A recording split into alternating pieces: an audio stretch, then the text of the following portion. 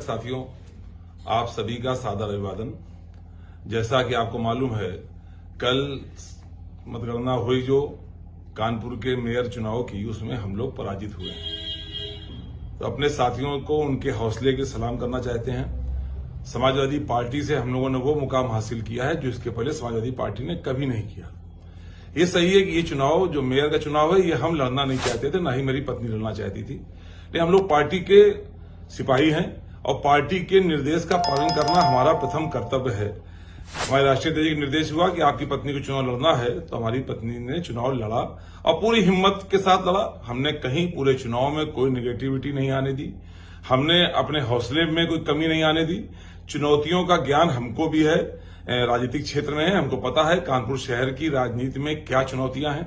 क्योंकि एक तरफ तो उनका जो जिनसे हमारी लड़ाई थी, उनका सिंबल काम करता है, उस व्यक्ति को वोट नहीं मिलता। वहां लोग कहते हैं प्रत्याशी कोई भी हो, हमारा प्रत्याशी कमल का निशान, तो वो कमल का वोट है, उसमें कुछ कर नहीं सकते। और हमारी चुनौती ये भी थी कि पिछले कई चुनाव से हम लोग तीसरे और चौथे की लड़ाई लड़ रहे थे, चाहे वो लोकसभा का चुनाव हो और चाहे वो महापौर चुनाव हो, हम लोग तीसरे और चौथे की लड़ाई लड़ते थे। तो हमारा कर्तव्य था कि पहले हम अपने लोगों को संगठित करके इस प्रकार से हमला करें कि हम कम से कम लड़ाई में तो आवे। हमें खुशी है कि हमारे लोगों ने पूरे मनोबल से, पूरे हौसले से इस चुनाव को लड़ा और हम लोग उस लड़ाई में आए जब पूरे शहर ने ही मान लिया कि चुनाव हम लोग जीतने जा रहे हैं। हजारों की संख्या में बधाई, शुभकामनाएं आ गई, बहुत सारे अधिकारी नमस्ते कर गए। इससे लगा कि चुनाव हम लोग जीत भी सकते हैं। हालांकि जो चुनौतियां थी उनका ज्ञान हमको भली बात था। एक तो चूंकि ये मेयर का चुनाव था, साथ में पार्षदों का चुनाव भी था। हमारी 110 पार्षदों की तैयारी मजबूत नहीं थी और आखिरी समय पर टिकट होने के कारण उसको बदलने की ताकत हमें भी नहीं थी। जो था सो था। एक तरफ भारतीय जनता पार्टी में जहां उनके मजबूती से 110 वार्ड लड़ रहे थे, वहीं उनके जो बागी लड़ रहे थे वो भी कमल निशान के खिलाफ वोट नहीं मांग सकते थे। हमारे पास कई वार्डों में बहुत कमजोर कैंडिडेट थे, कई बगावत भी थे, तो उसकी वजह से भी हमको नीचे के चुनाव का जो बंटवारा था उसका नुकसान ऊपर के चुनाव में भी उठाना पड़ा। यहां तक कि जो MIM वोट पाई है या कांग्रेस पार्टी पाई है, बसपा पाई है, ये वोट भी हमारा ही वोट था, झाड़ू वाला वोट।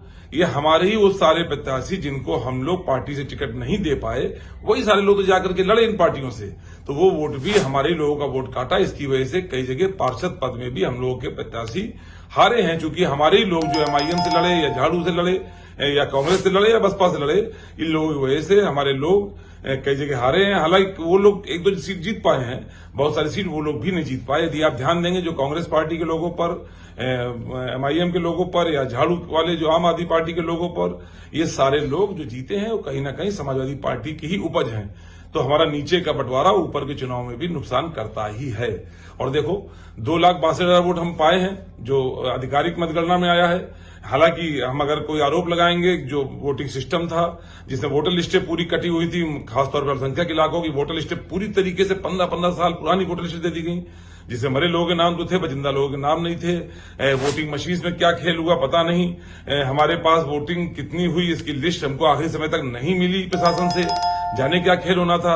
मतगणना पैटर्न भी हमको नहीं दिया गया प्रशासन से, उसमें जाने क्या खेल होना था। पर छोड़ो, ये सब बातें करेंगे तो लोग कहेंगे ये हल्की बात कर रहे हैं, और हल्की बात करना हमारी आदत में नहीं है। हम लोग संघर्ष के सिपाही हैं, इसे जो हुआ सो हुआ। 2,62,000 वोट हम लोगों को मिला।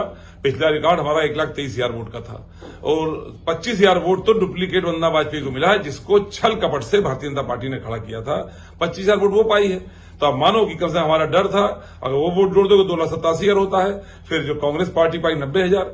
आप विश्वास मानो, ईश्वर साक्षी है कि कांग्रेस पार्टी के बस्ते लगवाने में, कांग्रेस पार्टी के चुनाव लड़ाने में भारतीय जनता पार्टी का बड़ा योगदान है। कांग्रेस पार्टी ने वोट कटवा का काम किया है और फिर MIM और आम आदमी पार्टी का तो कहने क्या, लोकल चुनाव में जिस तरह से उन्होंने वोट काटने का काम किया है उससे कहने के नुकसान हुआ है।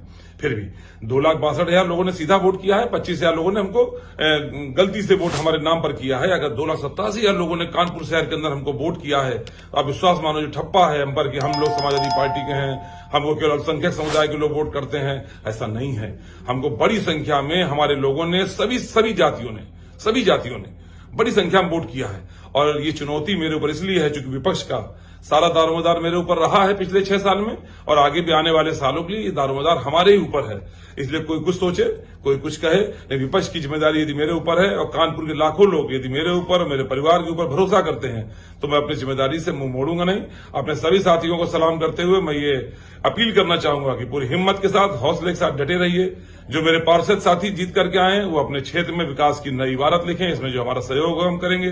और जो पार्षद साथी बड़ी संख्या में समाजवादी पार्टी के पार्षद साथी दूसरे स्थान पर आए हैं, कहीं ना कहीं पार्टी का जो वर्चस्व बढ़ा है उसका परिणाम है। पहले ये स्थान कांग्रेस पार्टी का हुआ करता था, अब ये समाजवादी पार्टी का स्थान हुआ है। जो दूसरे नंबर पे आए वो भी अपने कम न माने, अपने क्षेत्रों में जनता की सेवा में लगे रहें, लोगों से जुड़ करके रहें, पारिवारिक रिश्ते बनावें, क्योंकि जिससे लड़ना है हम लोगों को वो आसान नहीं है। हालांकि ये भी मजबूत बात है कि वो 6 प्रदेशों में बची है केवल, वो 6 जहां जहां पढ़े लिखे प्रदेश हैं, जहां ज्यादा बुद्धिजीवी लोग हैं, वहां से वो हटती जा रही। कल कर्नाटक का परिणाम भी आया, मुझको अधिकारियों ने बताया कि कर्नाटक का परिणाम खिलाफ आने जा रहा है भारतीय जनता पार्टी के, इसलिए भारतीय जनता पार्टी कैसे भी करके इस सीट को जीतेगी।